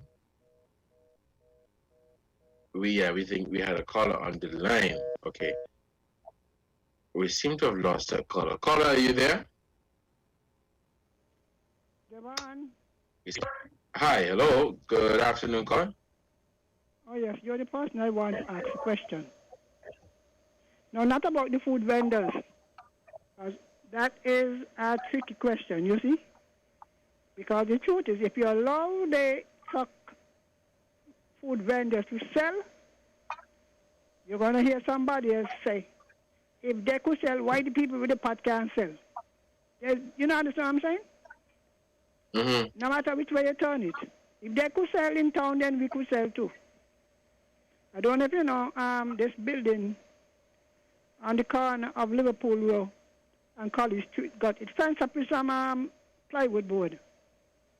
People used to sell there. That is when the Labour Party had moved the people from the street and put them in there. And you know what happened? You know why it ended up closed up? Other people started coming. Huh? Can you hear me? I said, tell me. Yeah, I'm hearing you. Other people started coming out, setting up business in the spots where the people who were moved from. And so the people who were paying to sell in the place, I can't remember the name of it, they were complaining, we move off and coming in here, and we can't get no sale because people back on the road. So no matter how you turn it, you can't please people. Anyway, so that's for that. That is just how we are. And India it was well set out and everything. Well set out. And you can't say it is by the market. It is right in College Street, got opposite the Social Security to the back of Coos, if you could imagine it. Right in town. Yeah, I have a visual. Yeah, I don't know if you remember. It might have been they had moved them off the road and put them in there. And while they're gone in, other people come out and say, well, they ain't here, so let me take up that spot. And the people were forced back onto the road. Now, if you leave the truckers to sell, you're going to have the same sort of people who talking now say, well, if the truckers could sell, then I could sell too. Now, I want a question. You might know it, you may not know it. What has caused this outbreak in Nevis in terms of crime? In terms of crime? Yeah, I mean, the shooting, that's what we're talking, that's a crime. Oh, well, that's a tricky question. I wouldn't really call it an outbreak. I would say an outbreak would be it happened. You had one today, the one next day, the other day, and the other day. I know, but from my understanding, there was a. Hello. We were thinking that the young men had finished with it. No, that's I would say that's not the case. Of course, we would all hope that's the situation, but unfortunately, crime is not something that you could just put a plaster on and. I know, but I'm thinking Nevis, eh? Because in St Kitts, you could say, well, we get so accustomed to it. I mean, we're glad we haven't had it for how much now? 2 years now. Mm-hmm. For 2 years, and then you hear breakout in Nevis. You say, what's going on? Are they kicking guns? I don't know. It really came to a shock to everybody. No one saw it coming. With the answer. Why? What is going on among the young people? What is going on? Because you have about the retaliation. Once you start, then you have retaliation. Where is the end? Mm-hmm. That's a very, very good class. I don't have the answer for it, honestly. But I don't want it to trigger off anything you say. Came to a shock. I don't want it to trigger off anything you're saying, because if they got guns up there, you must imagine that they're loaded down here. And the easy access to the guns, I thought they were supposed to hand them in. Wasn't there an amnesty? Maybe they are not all a part of the amnesty. Or I just say they give up the old one and get new ones. No. I mean, the nation wants to know, Mm-hmm. God, these are young people, 26-year-old, and by the way, I was talking with a good Nevisian yesterday, and the person was telling me, well, I have relatives in the Freemans, so I was sending a message up Rawlins, wherever they are. I hear you all giving the Freemans a bad name. I don't know why. Because in St Kitts we don't have a bad name, so maybe you all need to get out of Rawlins. In African countries, sometimes they expect. What are you talking about, Mrs. Henry? Freemans from Rawlins Village. I remember to hear one of the names. I don't know them, but they're my people, my mother's people. If you're Cornelius, you get disturbed to talk the truth. Yeah, I mean, I don't want to hear my heritage like that. So all of you young Rawlins Freeman, get yourself in order. All right then.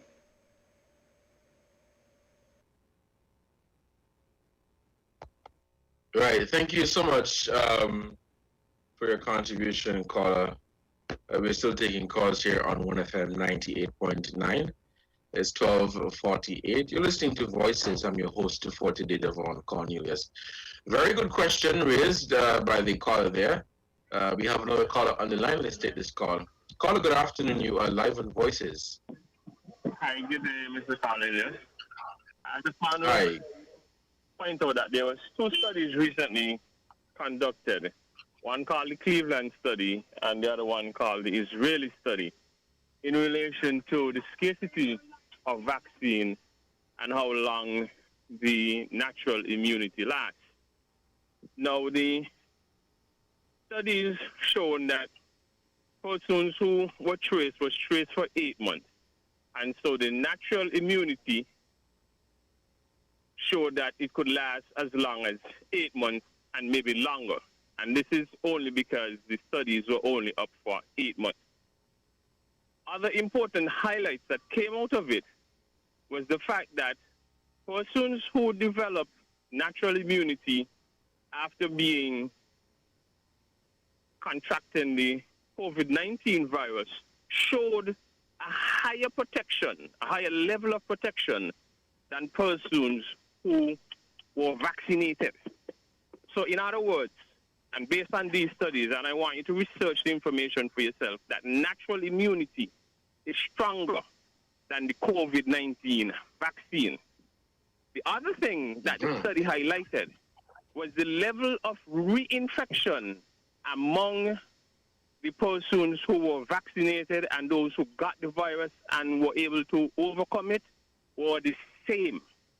So this myth that a lot of us is preaching, that the unvaccinated people is who have the virus around so long and have it transmuting to creating other variants, is nothing but a myth. And a lot of these myths have been told because it's evidently clear now, because the study that was done really refutes all the myths and false information that government around the world, including ours, have been telling the people of St Kitts and Nevis in relation to being unvaccinated. So what we should try and encourage people who already been infected is that there is no need for you to take the vaccine and leave the vaccine for those who really want the vaccine, rather than trying to force people, because natural immunity is part and parcel of the process of herd immunity. And our leaders here, including the medical ones, seem not to be taking that into consideration. The only desire we have right now is vaccinate and vaccinate. And if you don't vaccinate, we're going to beat you until you vaccinate. And I think you said something, Carl, I wanted to jump in on before you go. Sorry, you off. You said something I wanted to jump on before you go. You spoke about the natural immunity, which could be part of herd immunity. How do you determine if someone is naturally immune from COVID-19? How do you determine that? I'm not saying you're a health official, but just posing the question. For example, many of those persons who were identified during the process of contact tracing to have the virus, that huge 500 and something persons, right? Those are now qualified as persons who should be part of the natural herd immunity. I'm not sure if I understand exactly what you mean. You mean the people who caught the virus, or the people who? You mean the people who caught the virus and recovered? The people who caught the virus and recovered through contact tracing, they were identified through contact tracing. So those persons who caught it and recovered, they should be considered part of the natural herd immunity, or go towards herd immunity. Okay. But we have that is a conversation that could be continued, of course, with medical professionals and scientific people on the board and the panel. But that's food for thought. I want to share one more thing before I go. In the U.S., and you can research all of this, 8 out of 10 persons who died from the COVID-19 were persons over 65 years of age. In other words, they had other core morbidity issues within themselves, be it diabetes, hypertension, arthritis, all these different things. So it's not that just people are dying randomly. We make it seem as if that once you catch the virus, you're just going to die. And we're spreading too much fear among the population. And we're crucifying people, creating segregation and all different manner of ills as a result of people making a decision not to vaccinate. I'm not against vaccination, but my thing is that everybody should have a fair opportunity to live on the land of the earth without discrimination or without fear. That is my position. Thank you. Thank you so much for your contribution. We will pause at this time for the callers, and if I may give my take on this whole vaccination thing, and then we'll take a break right after, and we'll come back with some more callers. So, vaccination, people vaccinated versus unvaccinated. I've said before that if you decide to take the vaccine, that is fine. If you decide not to take the vaccine, that is still fine. I'm not going to crucify you for being vaccinated, and I'm not going to crucify you for being unvaccinated. I have been, like every other young person, following social media and seeing what has been happening right here in St Kitts and Nevis, where the picture is being painted that if you're not vaccinated, you are a threat to society, and you should not be allowed to live. You should not be allowed to eat. You should not be allowed to do certain things. No, this is what I'm saying. And I like the point that the caller brought up in terms of natural immunity. What I would say is, once you have a strong immune system and you have been taking care of your immune system, you have been exercising regularly, you have a chance. I'm not a medical professional, but studies have shown that you have a chance of standing up against the coronavirus disease and some of its variants. So I am not here to tell you whether to take the vaccine or not. I'm saying that with choices, there would come consequences. And so if you know that your immune system is not in good standing, is not in good health to stand up against COVID-19 and its variants, if you know your physical health is poor and you are not in a position to stand up against COVID-19, then the vaccine is one of the ways to help you, because it would help your immune system. So it's a scientific way to strengthen the immune system. However, if you decide to take the natural route, and say, well, I think I'm going to equip my immune system to stand up against COVID-19 naturally by drinking my herbs and exercising and all of that, then that is totally fine. I'm not going to chastise you. I'm saying that it's fine because that is my opinion. So I'm not going to chastise you for that. But to paint the picture that, well, if you don't take the vaccine, you're going dead, I can't agree with that. What I would say, if you take the vaccine, that's fine. If you didn't take it, that's fine. Because why I say it is fine, it comes with consequences. You take it, there are risks and there are consequences. You don't take it, there are risks, there are consequences. The same thing. The same thing. And so before you go to be vaccinated, of course you would do your medical evaluation, and your doctor would tell you if you are fit to be vaccinated. If you decide not to be vaccinated, then the least I think that you could do, follow the protocols. No, this is what I will say, and some people may get offended. Okay, you have not been vaccinated, you have a weak immune system, you refuse to follow the protocols, you refuse to do the non-pharmaceutical measures. For me, I can't understand that. I'm very sorry, I can't understand that. I can understand up to a level where you don't want to take the vaccine, because the vaccine is really a personal choice and it's something that you have to put in your body.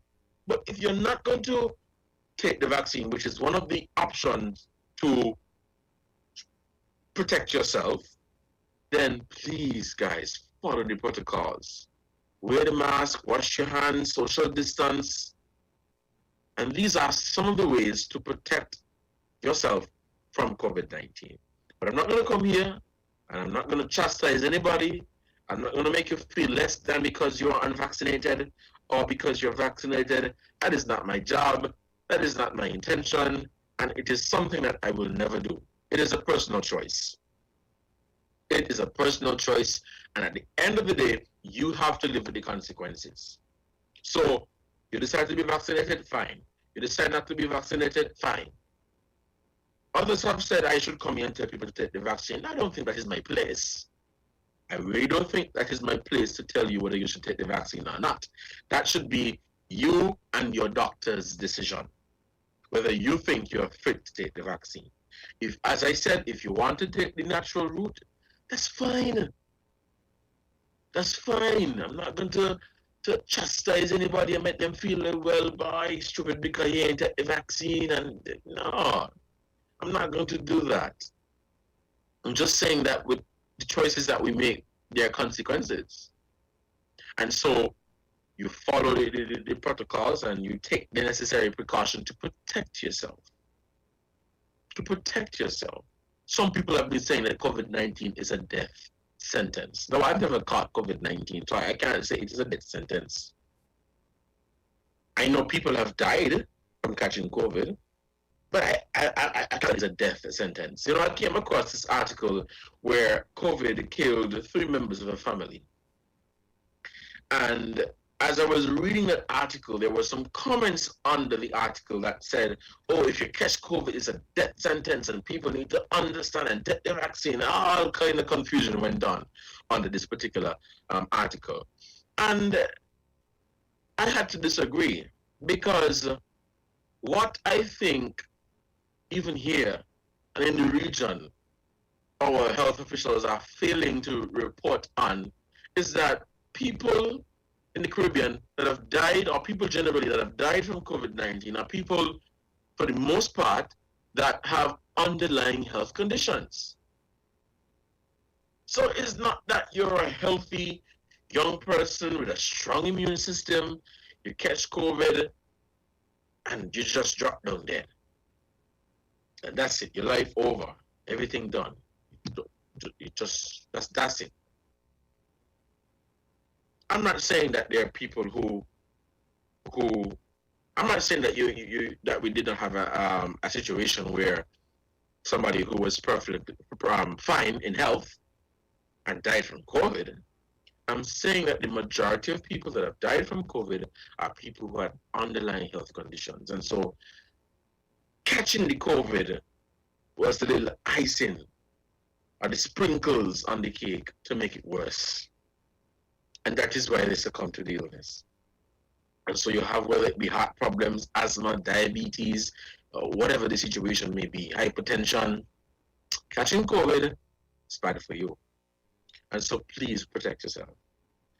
Please protect yourself. Let's take a short break to say thank you to the sponsors for this edition of Voices. When we come back, we're going to open up the phone lines and we are going to take some more calls. Let's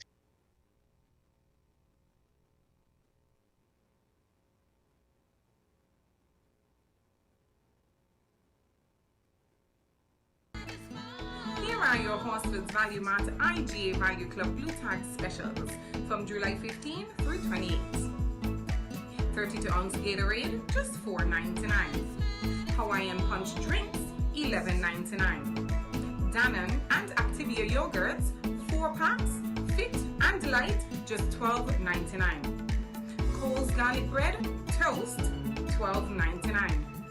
Granola bars, just $10.99 per pack. Pastaroni or rice-a-roni, just $4.99. And now, our very low weekly value deal. Essential Everyday and IGA Honey Beer, $12.99. Breyers Ice Cream, 48 ounces, just $20.99. Colgate Toothpaste, $9.99. Shop Smart, Shop Value Mart. Sea listo y haga sus compras aquí a Value Mart.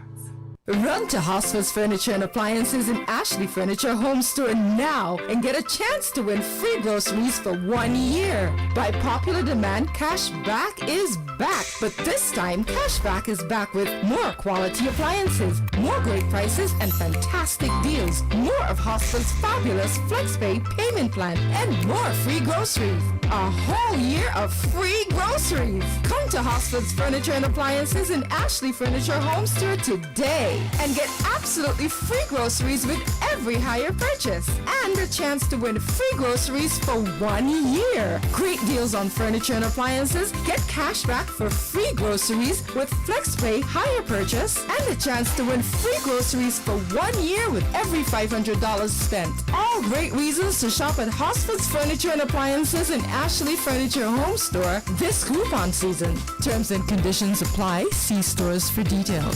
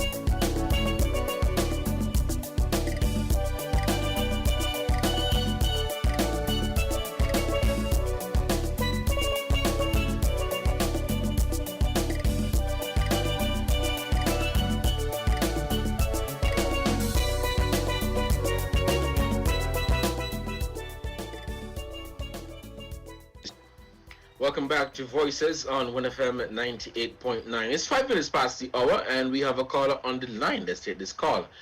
Caller, good afternoon. You're live on Voices. Caller, good afternoon. You're live on Voices. Good you have a caller? afternoon. Yes. Good afternoon, Mr. Cornelius. Good afternoon. Yes. I'm very happy to see that the government has recognized the error of its ways and is, in fact, rectifying the situation with the truck vendors, a situation I think it created. It should not have taken outrage and civil disobedience and protests for this to happen. I mean, this should have, common sense should have told them that you can't just uproot the livelihood of people without first giving them an alternative. Okay? And it's generally the unfortunate way the government operates, right? It always seems to have to be cleaning up after its own mess, the mess that it creates. I mean, you see it in things like the bus terminal. They have to stop the operations to make adjustments. You see it in the traffic lights. They have to make adjustments to the roads, etc. After they put in the lights, can't even be commissioned yet. The new pier has faults, and this is wastage, and it should not continue, not in these tough times. All right, it makes absolutely no sense, and we can't call it responsive either. Right? We elect government to solve problems. They should have ideas on how to do so, not wait for talk shows or people to protest what they do. They have to come. They have to come better than this. I mean, it's not as if they're just gone in 5 years ago, so they don't know any better. They're learning. They have to get their feet wet and that kind of thing. They've been in office for 6 years. They have to function better than this, right? With regards to the solution to the problem, it is in fact an improvement on before, but I don't know. I think that they could have provided a better solution for that area. I would have left the trucks where they were. Actually, I think that the roads around the square can accommodate, maybe 3 on South Square Street, 3 on West, and 3 on North. Okay, leave leave East Square Street, which has the courthouse and the church and so on. Leave that one vacant, that part vacant. Okay, the square is a natural food court, right? Leave the trucks where they are in the street. Let people go in there and have their lunch. Go and buy their lunch, and then go in the square and enjoy their lunch. And use the site that they now have for things like washrooms, additional seating, small food vendors, barbecues and that sort of thing. Okay? And I think that would have solved that problem, right? Rather than now have to push everybody into that one small area. Again, that suggests the same kind of congestion that you might have in when you herd everybody into the market. But that's another story. The other thing, though, you notice that there's another group that has not really been catered to, and that is the ones with the haberdashery. They might sell the souvenirs, the beads, the tapes, that kind of miscellaneous item. Okay, that you would normally see on 4th Street. Okay, I don't think anybody really expect them to go into the market. I would think that the government should negotiate with the parking lot owners at Port Zante or with UDC or whoever it is to use the peripheries of the parking lots and put up booths there that are, appealing. They're aesthetically appealing, not no old shanty or tent. you know, something that looks good. And let them go there, all right?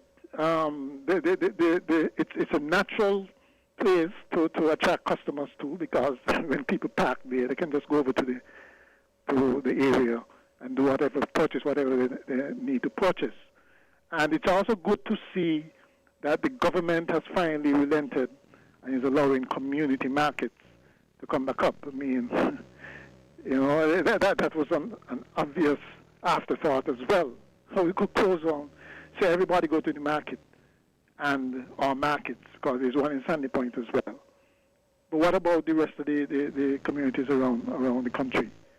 You know, so you know, like I said, it's too much putting the cart before the horse, and you know, like I said, government was elected to solve problems and not create them. And you don't solve something, or you don't create something and then come as if you're some knight in shining armor, as if you're some savior, take your photo up. That's not how it works. That's not how government is supposed to work. Government has to be more proactive than that. Okay, then. All right. Thank you, Carter, so much for your contribution. Thank you so much for adding that to our program today. We are still taking calls. Call us and give us your opinion. We have a caller on the line. Let's take this call. Caller, good afternoon. You are live on Voices. Good afternoon, Devon. Good afternoon. Yes. Now, the last two callers are very interesting. I don't know what kind of logic we use, you know. In order to get natural immunity, you have to catch the disease.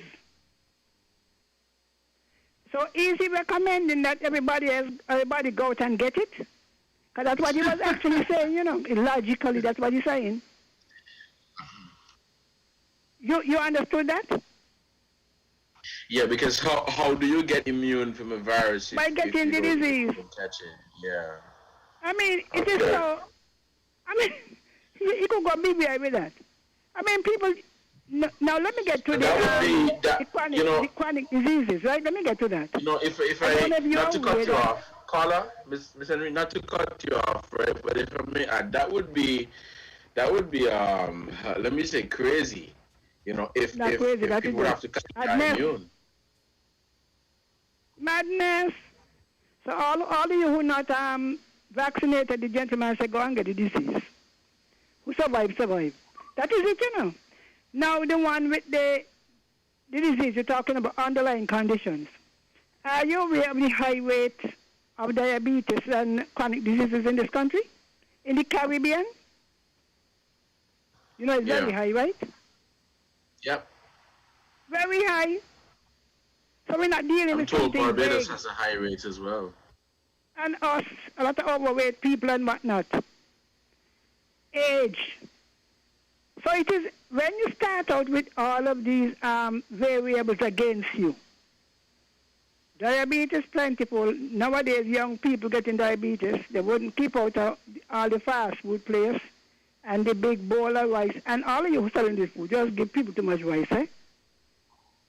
All you food sellers, too much rice in the thing. And then you got rice, macaroni, mashed potato. They must be fat. So let me go back to what you were saying. So we have these things against us. And some is genetics. I remember when I was diagnosed with diabetes, Dr. Richardson laughed and he gone to his grave. Now, God bless him. I said, how come I'm diabetic and I try to eat well and so? Then he explained to me, he said, you know, in the Atlantic slave trade, he said, you know, the slaves were deprived of some kind of food and drink and so during the long journey. And so your body developed something to deal with it. It so happened that our ancestors worked more, they were physically, right, more mobile. They walk, they hoe, they chop, so that they would burn up the extra sugar. But we are now living in air condition and everything, and everybody driving from one yard to another yard. So it is more prevalent. So we now have these things against us. How on God earth could you come on the radio and recommend that people become naturally immune? What is the probability of surviving? It may be high, but on a personal level, you really don't know. And you would not know how good your immunity is unless you test it. You might be saying, oh, well, I just drink my bush tea and whatever. You don't know how strong it is unless you test it. And the only way to test it is to get it. Now, for the last caller, all that he mentioned that the government is poorly doing is what his government did not do. I wonder if he realized it. If they had done it before, then these wouldn't have it to do. Just like your mother, if your mother lives in the house all these years and she ain't doing a renovation to the house. And you come and you start on one side. Oh, well, you only fix one side. Well, darling, mommy, if you fix the house on a continuous basis, I wouldn't have it to do. So all he mentioned, they're in there 20 years, no lights. They're in there 20 years, the road ain't fixed. They're in there 20 years, every little piece of storm, the old road be washed out. And yet, he has the nerve to come on the radio as if he come from another land, you know. He may well not like to hear him, but I just don't understand what he intends. We all live here. If the Labour government had done what they should have done, look at the buses. The busmen, them line up in the road, in the sun, down the bay. You're going to catch the boat. All kind of drunken, crazy, naked, all kind of thing down there. They could have done it.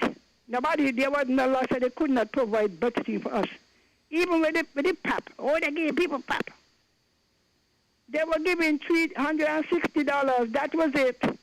Now these giving $500 on top of your $360, you know.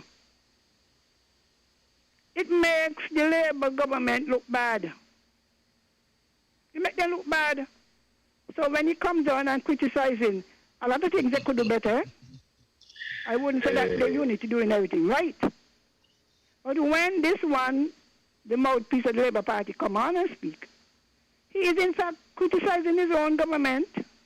Now please, if you could take the vaccine, take the vaccine. Don't allow this gentleman to, oh, you know, my thing is high, and all these conspiracy theories you all have. Time enough, you get out of it. If you don't want to take it, just don't take it. But don't come with any lot of cock and bull story. You're putting people at risk. I hear the thing is now in Antigua, right? The next family has coming might bring it. The Delta variant. The Delta variant in Antigua. It in BVI. So all who want to get herd immunity without the vaccination, line up for it. May God have mercy on us. Too many conspiracies out there. Confusing people. If you don't want to take it, don't take it. Just go and get it. If you know where the quarantine site is, go and catch it. You're going to say, what kind of Christian? I'm a good Christian, you know. I am so glad the Lord saved me. You all, the half have not been told. They're bound to anybody can you hear me? And don't go catch it because I'm going to miss you. And if you got to quarantine, you have to jump out the window. 14 days. We want to take some more calls this time. So end this one with you. We're still taking calls here on WINN Voices. I'm your host for today, Devon Cornelius. Very interesting conversation that we're having. I want to encourage that caller to call back into rebut. Respond. We have a caller on the line. Let's take this call. The caller, good afternoon. You are live on Voices. Devon, I'd like to ask Mr. Yes, caller, good afternoon. If she appointed me to be the mouthpiece of the Labour Party government, or the Labour Party, to be asking, to be saying that my government didn't do this before. Maybe you should ask her if she is the mouthpiece of the current government. I mean, that was so ridiculous. I mean, governments are expected to do things. They are supposed to go in and solve problems, not that they should do everything. Every government for the last umpteen years have gone in there and done things. It's called development. They can't do everything, right? But one sure thing about the previous government which is, I guess, what irks Mrs. Henry so much when I point out the fact that they are responsible for bringing us from third world to first world living standards. They couldn't do everything, but they sure did a lot to enable us to do a lot of the things that we're doing now. Just the other day you heard the past Prime Minister, Douglas, saying that he left $900 million there in the Treasury. That's a lot of money to do all the infrastructure work and so on that you talk about, that she spoke about. Okay? Left a CBI that brings in so much cash, left a lot of projects ongoing, right? So to say that, well, they didn't do the road for 20 years, then we're not expected to do everything in 20 years, right? And the road is just being fixed now, which means that it was not necessarily in the condition that it needed to be fixed before, okay? Because if it's just finishing now, it suggests that at least it was usable before. And there were other priorities. It's also a matter of prioritization, okay? So that is an excuse for wastage. If you're doing projects now, if you're spending millions of dollars doing projects now, the citizens should not expect cost overruns. It should expect priority be placed on the projects. Okay, I heard the other day, for instance, look at the sidewalks that they're putting in going up to between the factory roundabout and the airport. Was it necessary for both sides? And then there's this third lane that they've put in there that seems to be an afterthought, which they now say is for you to pack up and make a phone call if it's necessary. That's foolishness at a time like this, right? There are other projects that this money could have been directed to, right? And so to be here sounding like, well, they're doing things that the government before didn't do. Of course they didn't do that, because they did what the government before them didn't do. It's called development, right? And I'm sure Mrs. Henry, I think she says she's an economist, a statistician, or most things, everything. But she should, I'm sure, understand this. It's all a matter of development, and we should keep the government accountable for how they spend taxpayers' money, right? And for them to make the right decisions, not be going over their projects that they do, right? Or be making projects that they should not make priority, doing those instead. Okay, that's the point. Okay then. All right, thank you, caller, so much for your contribution. We're going to take calls right up until 1:30 as we wrap up. The numbers to call are 466-0989-762 and 662. There was a comment that came in on the WhatsApp number. It says, following up on the caller regarding natural immunity, what are the treatments available for persons with mild, moderate, and severe symptoms of COVID-19? Okay, we have a caller. Let's take this call. We seem to have lost that caller. We're going to take some more calls up until 1:30, and then we're going to wrap up. We have a caller on the line. Hey, good afternoon. Caller, you're on the air. I'm making your weekend. What are you having tomorrow? Caller, good afternoon. You're on the air. Yeah, good afternoon, Devon.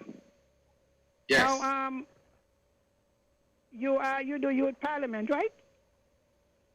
Yes, I do. Are you familiar with the auditor's report? Huh?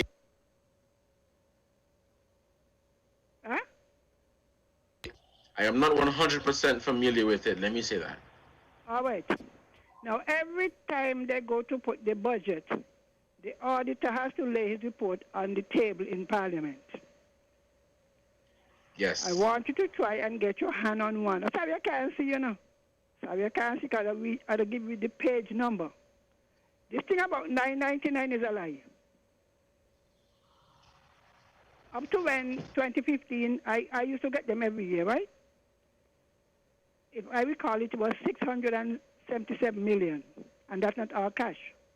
Now, if you had 999, because you see, they started with the 6, then they went to 7. You say yeah, 700 million, right? And then they move up to 9. I advise Mr. McMahon to go and read the auditor's report, go onto the Department of Finance, Ministry of Finance website. The documents them there. They had never been, and listen to me, you go and put the land for debt and have $999 million in cash. When the debt was 900 and something, you couldn't have taken and pay half of the debt and sell some of the land. That makes sense to you? No, answer me, because you're a young man. Mm-hmm. I'm listening to you. Continue. To the IMF and borrow 240 something million when you have 999. Why put the people of St Kitts and Nevis to this stress and you have all this money? That's over $1 billion, you know. $1 billion could have pay up maybe half of the debt. Civil servants couldn't get no increment, no promotion, or nothing. About 300 persons were made, put into retirement. Once you pass 50, they push you out to save money. I tell everybody, go and read the IMF report. Mr. McMahon, please to read the report. Stop bringing a labor story. The person is certified untruth. Stranger to the truth. Because it sounds bad if you say, oh, I left 999 and you left 9 something. What a debt. And then people who had their investment lost. Imagine you are buying 90-day treasury bills at maybe 6 or 7%. Huh? You know, we've got to wait 180 days. Some of them 45 years. 45 years, you know. You might have bought a 10-year bond. Eh? A 10-year bond is a loan, right? If you don't know. The government cut the thing in two. People lost half of the money. Companies also who had invested in government bonds lost half of the money. You're talking about good governance? And you had $1 billion? Please, Mr. McMahon, you could be better if you join me and preach the gospel. You hear? Your soul will be saved. Stop pushing the propaganda. Because there's a lot. And the IMF report, have you read it? The last one. No, I didn't get a chance to sit down and read it word for word, but definitely I'll do so The IMF shortly. talk about for the last 2 decades. For the last 2 decades, to talk about the economy, the growth. How poor it was. Yet you have people like Mr. McMahon saying, oh, you know, the country did such a good thing. If it is 2 decades, it's 20 years, right? And this government in for 6. Then it means 14 years for them. I am the only person that can't pull nothing on, you know, because I was a statistician. And as old as I am, I had the numbers in my head still. You hear me? You walk around pushing this falsehood. I tell you what people read. You young people read. Go onto the IMF website. Look for St Kitts and Nevis. It goes all the way back from 1980. And NRP, while we had the NRP story, read and see what the IMF said about NRP. Because I heard my good friend Hensley. Good afternoon, Hensley. I love Hensley. They were warned about the debt. So they come and, oh, you know, we borrowed this and we did this and we did that. Put the country in debt, unnecessary debt, so that they had to turn around and give away the land. And, National Bank is the government owned. National Bank is not the government owned. The government owns 51%, and the 49% is owned by individuals. You must tell people the truth. How are you going to educate them? Oh, well, the land ain't gone away. If the land ain't gone away, then take it back. Mr. McMahon, please, do not sin your soul. Leave that for people who have no conscience. All right, then. Oh, let me send advance birthday greetings to my granddaughter. Her birthday, maybe you know. That's what we call her whole name. My granddaughter Paula will be celebrating her birthday on Sunday. Happy birthday, Paula. God bless you. Right. Thank you so much, caller, for your contribution. We're going to end this edition of Voices here on WINN FM 98.9. It is 1:30. Let me say thank you to all of you for joining. Thank you so much for your calls and your comments and your participation in this program. We are going to wrap up. We're not going to be taking any more calls at this time. I'm so sorry, as we are at the end of our time. I've been your host for today, Devon Cornelius. We are going to be back tomorrow for Inside the News. You want to know what we're going to tune in? It'll be very interesting. Thank you, and have a good Friday, and enjoy the rest of your weekend. Here are your Horsfield's Value Mart IGA Value Club Blue Tag specials from July 15 through 28. 32-ounce Gatorade, just $4.99.